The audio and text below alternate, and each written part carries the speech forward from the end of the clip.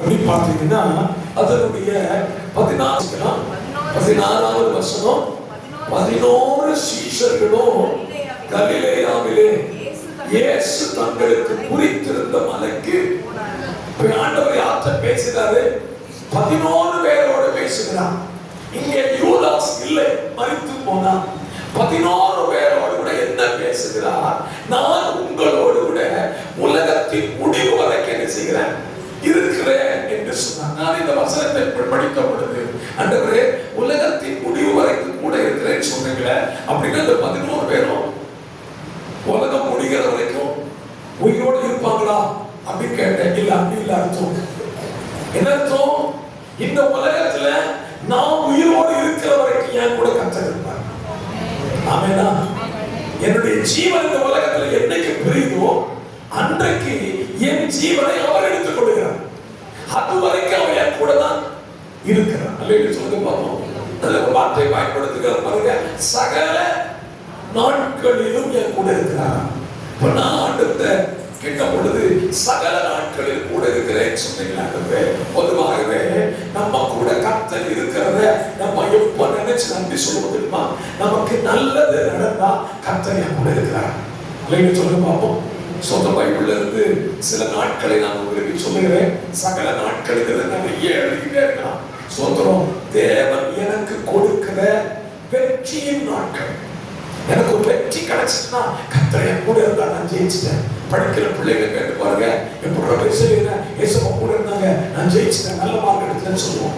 நம்ம வாழ்க்கையில ஒரு ஜெயம் கிடைச்சிட்டா, இயேசு என் கூட இருந்தால் ஜெயம் எடுத்தேன். அப்ப வெற்றியின் நாட்களில் இயேசு என் கூட இருக்கிறார்.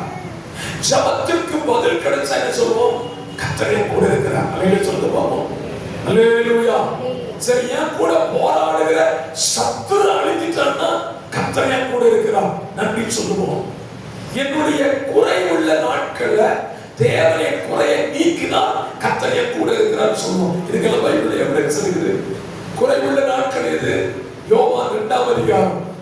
திராட்சரசம் குறைவுபட்ட போது இயேசு கூட இருக்கிறார். யுத்தத்துல வெற்றி கிடைச்சது 2 நாளாகும் 20ஆம் அதிகாரம். சரிங்களா? ஸ்தோத்திரம். ஜபத்துக்கு பதில் கிடைத்தது 1 ராஜாக்கள் 18ஆம் அதிகாரம். எலியா சொல்லுவான், கர்த்தரே தெய்வம் சொன்னே கூட கர்த்தர் இருக்கிறார்.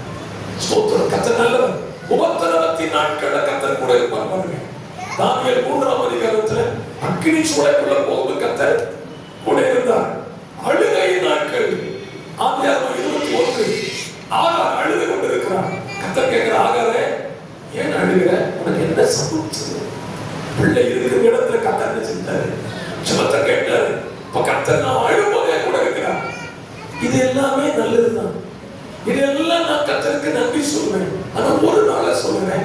யோபுவின் புஸ்தகம் 1ஆம் அதிகாரம், யோபு 1ஆம் அதிகாரம் 20ஆம் வசனம் 21ஆம் வசனம் நமக்கு எல்லாருக்கும் தெரிந்த நாட்கள்.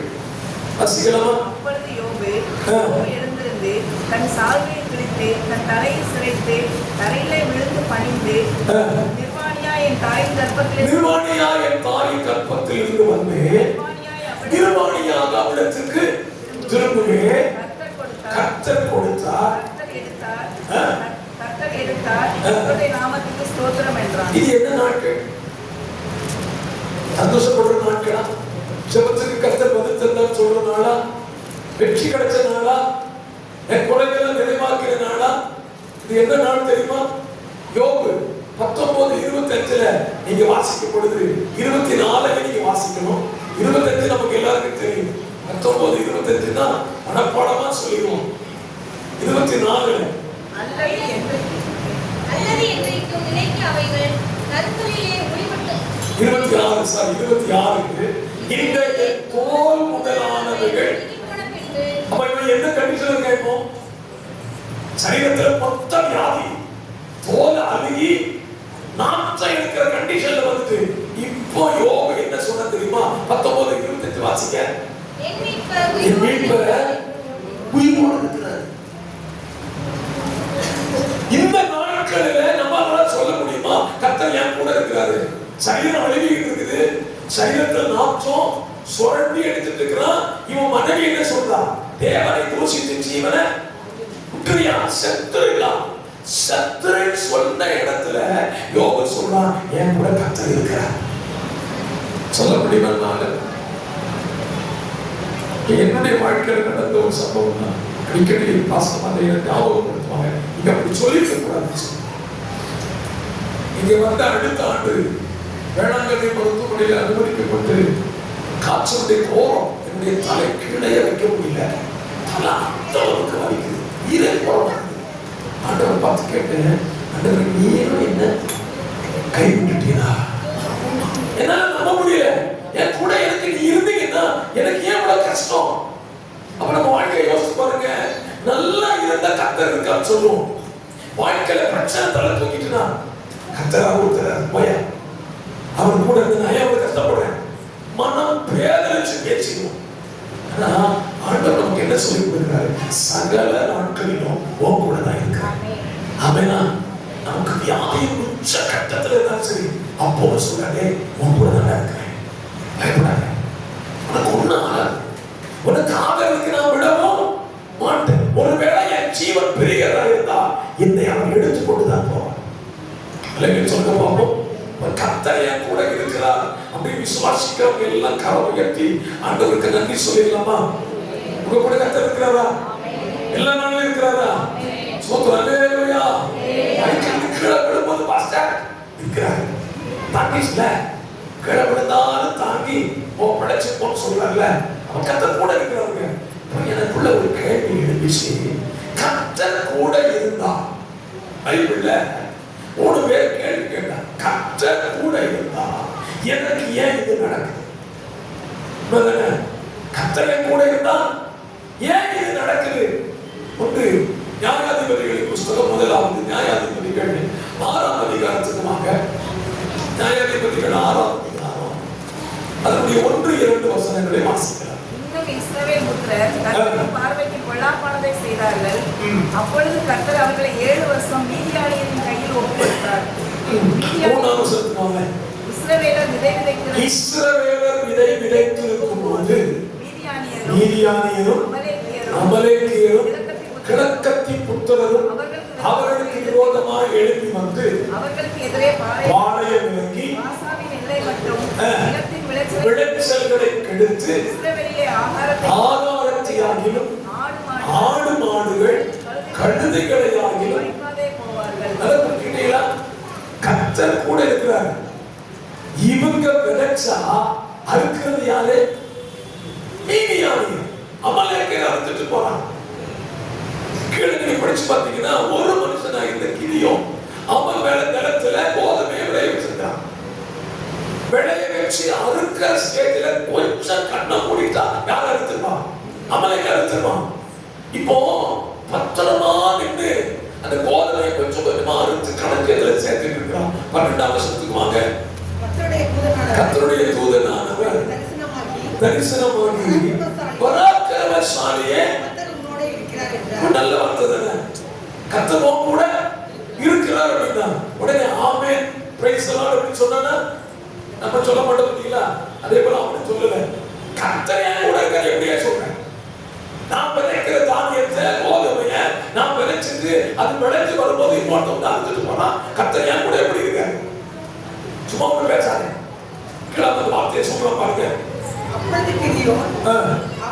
அவரை நோக்கி என் ஆண்டவனே கர்த்தர் எங்களோடு இருந்தால் இதெல்லாம் ஏன் நடக்குது? நமக்கு கேள்வி வந்திருக்காங்க. சொன்னீங்கன்னா நீங்க விசுவாசிங்க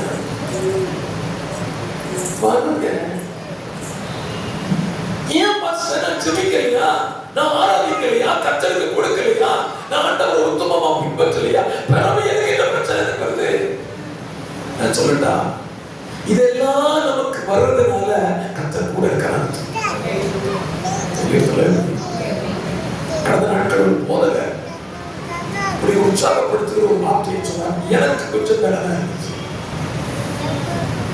ஜோம் பண்ண பாஸ்டர், ஜோம் பண்ண ஜோம் பண்ணிட்டே இருந்தேன். ஒரு நாள் நானும் கார்ல வேகமா போயிட்டு குடிக்கு போயிட்டு திடீர்னு சொல்லி ஒரு பெரிய விபத்து. நான் மட்டும் பிழைச்சேன். கார் பிழைச்சேன். அடுத்த வாரத்துல என் மனைவி கேஸ்ல சமையல் பண்ணிட்டு இருக்கும்போது கேஸ் ஸ்டவ் வெடிக்குது.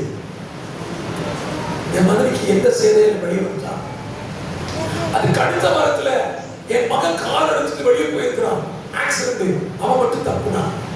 இப்போ கேட்கிறானா, ஏன் இதுக்கு தான் நடக்குது? ஏன் இப்படி? எனக்கு ஆக்சிடென்ட், என் மகனுக்கு ஆக்சிடென்ட், என் மனைவிக்கு கேஸ் வெடிக்க வீட்டுக்குள்ள.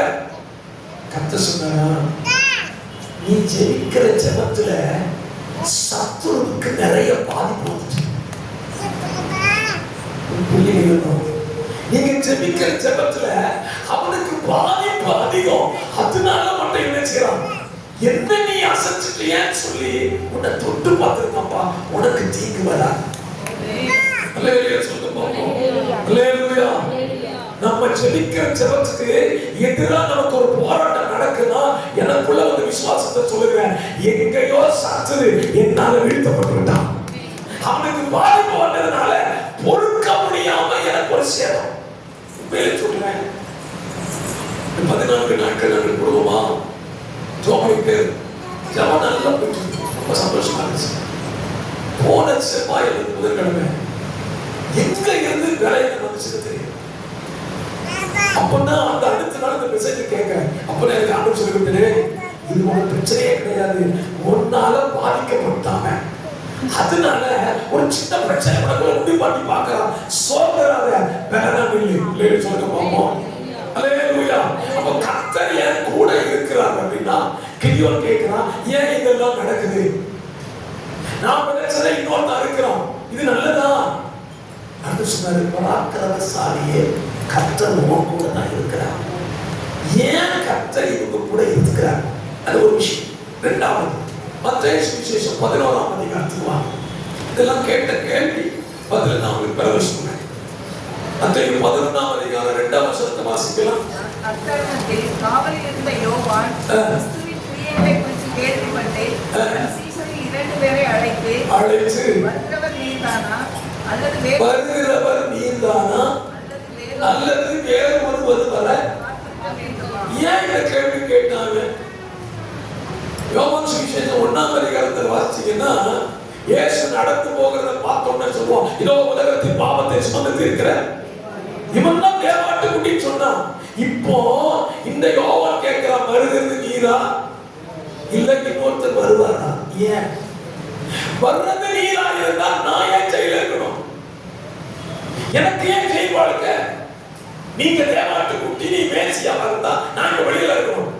என்ன ஜெயில வச்சுட்டு நீர் வெளியே ஊழியம் செஞ்சா அப்ப நீர் மேசியா இல்லையா? பிரச்சனை. மார்க்கு 4:36 நமக்கு எல்லாரும் தெரிந்த பகுதி. மார்க்கு 4:36 அந்த சாயங்காலத்தில் இயேசு சீஷரை நோக்கி அக்கறைக்கு போவோம் வாருங்கள் என்றார். அனுப்பிவிட்டு படவில் இருந்தபடியே அவரை கொண்டு போனார்கள். இருந்தது.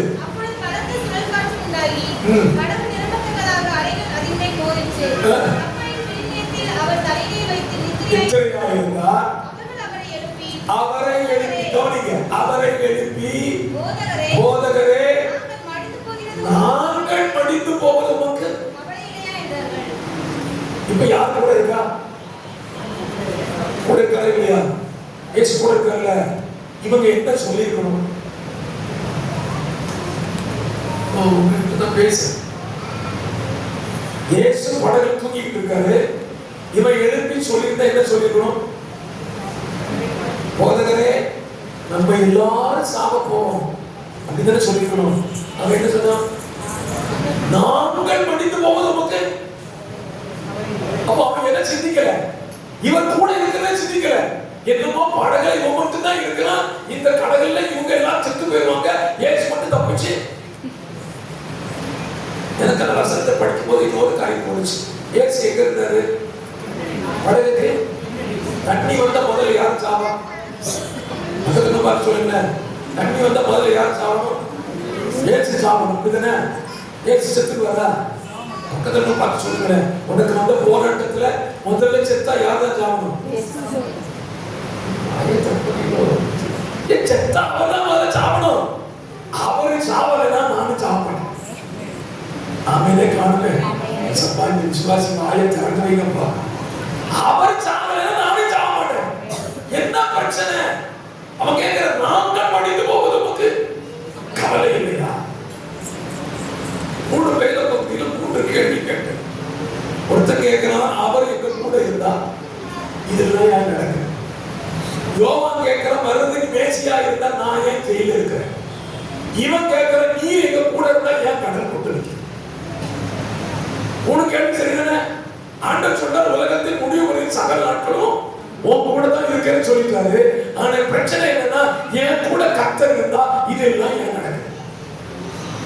3க்கும் 3 காரணங்களை வேத புத்தகத்துல இருந்து சொல்லி கொடுக்குறேன். நீங்களும் உங்க வாழ்க்கையில வர பிரச்சனைகளுக்கெல்லாம் இதுதான் காரணமா இருந்தா இதை மாற்றிக்கணும். இல்ல வேற காரணமா இருந்தா நீங்க தான் கண்டுபிடிக்கணும். சொல்ல பார்ப்போம். வேத புத்தகத்துல அது நியாயாதிபதிகள் 6ஆம் அதிகாரத்துல இவங்களுக்கு இந்த பிரச்சனை வர்றதுக்கு காரணம் என்ன? கர்த்தர் கூட தான் இருந்தாரு. ஆனா பிரச்சனை வந்ததுக்கு காரணம் என்ன தெரியுமா? 6ஆம் அதிகாரத்துடைய 1ஆம் வசனத்தை வாசிக்கலாமா? பொல்லாப்பானதை செய்தார்கள். பேரு இஸ்ரவேல் தான், இஸ்ரவேல் ஜனம் தான், யூத ஜனம் தான், கர்த்தருடைய பிள்ளைகள் தான். ஆனா செய்யறது என்ன? பொல்லா. பேசுறதெல்லாம் கெட்ட வார்த்தை, சண்டை போடுறதெல்லாம் அடிக்கடி தான். யாரு? கர்த்தருடைய பிள்ளை. நம்ம கர்த்தருடைய பிள்ளையா இருந்துட்டு செய்யக்கூடாதெல்லாம் செஞ்சா அவர் சொல்வாரு, நான் கூட இருந்தால் உனக்கு பிரச்சனை. ஏன்? நான் கூட இருந்தா என்ன போல நீ வாழணும். உன் இஷ்டத்துக்கு வாழ்க்கை நீ வாழ்ந்து கொள்ளக்கூடாது. இவன் இஸ்ரவேல் ஜனம் பேர் வச்சுட்டு வணங்கினது யார? மீதியானின் கடவுளை வணங்கினான். அவர் பார்த்தாரு, நான் தானே உனக்கு தெய்வம், என்ன நீ வணங்காம யாரை வணங்கிட்டு இருக்க? மீதியானின் தெய்வங்களை வணங்குறீங்களா? அப்ப மீதியான உன்னை பார்த்துப்போம் அப்படின்னு சொல்லி கர்த்தர் கையில் விட்டாரு. முதல் பிரச்சனை என்ன? நம்ம கூட கர்த்தர் இருந்தா நம்ம கூட வேற தெய்வம். சொல்லுங்க. உபாகமத்தின் புஸ்தகத்துல ஒரு வசனம் அடிக்கடி நாங்கள் சொல்லி ஜெபிக்கிற ஒரு வசனம், அதை உங்களுக்கு ஞாபகப்படுத்துகிறேன். உபாகம புத்தகம் 32ஆம் அதிகாரம் 12ஆம் வசனம். உபாகமம் 32:12 கொஞ்சம் வேகமாக இருக்கு. கர்த்தர் ஒருவரே அவனை வழி நடத்தினார். நல்ல கவனிக்கிற வசனத்துக்கு கவனிங்க. அந்நிய தேவன் அவரோடு இல்லை. ஆண்டவர் நம்மை நடத்தும் போது அவர் கூட வேற தெய்வம் இல்ல. அவர் தெளிவா இருக்கிறார். எப்பா, நான் உன்னை நடத்துறேன்ல, எனக்கு ஹெல்ப்புக்கு எந்த கடவுளையும் நான் கூப்பிடல. வேடிக்கையான ஒரு சம்பவத்தை சொல்லுவாங்க. எனக்கு உண்மையா பொய்யான்னு எனக்கு தெரியாது. படகுல போனாங்க 3 பேர். கடல் கொந்தளிக்க ஆரம்பிச்சுட்டான். படகுல இருந்தவன் அவன் கடவுள் கூப்பிட்டான். ஒரு கடவுள் செய்ய அந்த உதவி செய்ய கைவிடத்துக்கு உண்டாகிறது. ஒரு கடவுள் உதவி செய்யல. சோத்திரம். கடைசியில ஒரு நாள் சொன்னாங்க, நீ ஏசுக்கு கடவுள் உண்டாம அவரையாவது கூட்டு பார்ப்போம், உதவி செய்யறாரா இல்லையான்னு அப்படின்னு சொல்லிட்டு இயேசுவே நீ கடவுளா இருந்தா காப்பாத்துன்னு கூப்பிட்டாங்க. உண்மையிலேயே இந்த சம்பவம் உண்மையா பொய்யா தெரியாதுங்க. காற்று கடலை அமர்ந்து படகு சாந்தமா போராச்சு. ஏன்? அவர் தான் தெய்வம். அவர் கூட அவர் பாதுகாப்புக்கு, அவர் ஹெல்ப்புக்கு வேற எந்த தெய்வத்தை அவர் வச்சுக்கல. அவர் தெளிவா இருக்கிறார். ஆனா அவர் ஜனம் என்ன சொல்ல தெரியுமா? ஆண்டவரே, நீர் எனக்கு தெய்வமா இரும், சப்போர்ட்டுக்கு நான் என்ன செஞ்சுக்கிறேன்? கொஞ்சம் சேக்காடுகளை சேர்த்து வச்சுக்கிறேன். ஆபத்துக்கு உதவுவாங்களை பத்தியா ஆண்டவர் சொன்னாரு, என்ன தவிர வேற தெய்வத்தை நீ கூட்டாளியா வச்சேன்னா நான் உன் கூட இருந்தாலும் உனக்கு பிரச்சனை தான், உனக்கு துன்பம் தான், உனக்கு வருத்தம் தான், உனக்கு கண்ணீர் தான். ஏன் அப்படின்னா நான் இருக்கிற இடத்துல வேற தெய்வத்தை நானே வச்சுக்கலையே, நீ ஏன் வச்சுக்கிற? இஸ்ரவேல் ஜனங்கள் பாதிக்கப்பட்டதுடைய 90% பிரச்சனையும் இது ஒண்ணுதாங்க. சோத்திரம். ஆண்டவர் ஜனங்கிட்ட சொல்லுவாரு, உங்கள் நடுவில் இருக்கிற அந்நிய தெய்வங்களை உங்களை விட்டு விலக்கி போடுங்கள் சொல்லி பிரமாணம் வர்றதுக்கு முன்னால ஆதியாகமம் 35ஆம் அதிகாரத்துல யாக்கோபு தன் மனைவிகளை பார்த்து சொல்றான், உங்களிடத்தில் இருக்கிற அந்நிய தெய்வங்களை விலக்கி போடுங்கள். அப்ப அந்த காலத்திலேயே இயேசுநாதர் கும்பிட்ட குடும்பத்து கூட யார் இருந்தா?